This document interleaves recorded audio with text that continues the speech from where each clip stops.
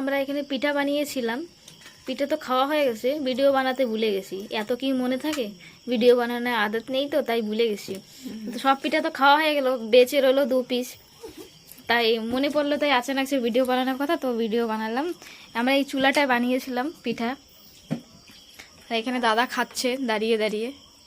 কিরকম হয়েছে? পিঠে দুধের সর দিয়ে ভিতরে হ্যাঁ, মালাই দিয়ে ভাত করেছে, হেভি টেস্ট, খুব ভালো লাগছে। খুব ভালো লাগছে না?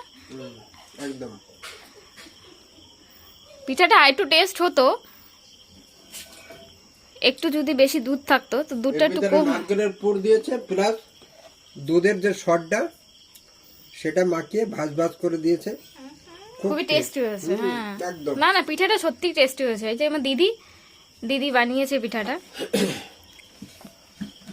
তো এই দেখো, এখন এই তাওয়াতে এই পিঠাটা বানানো হবে।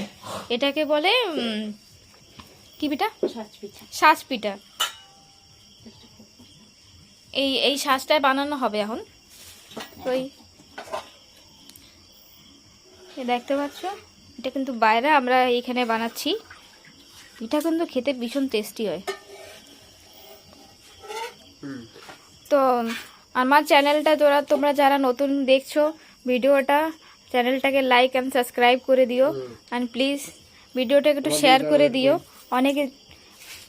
অনেক রিকোয়েস্ট তোমাদের সবার কাছে, সবাই মিলে একটু ভিডিওটাকে শেয়ার করে দিও, লাইক অ্যান্ড সাবস্ক্রাইব করে দিও। শুধু ভিডিওটা দেখো না, একটু লাইক অ্যান্ড সাবস্ক্রাইব করে দিও।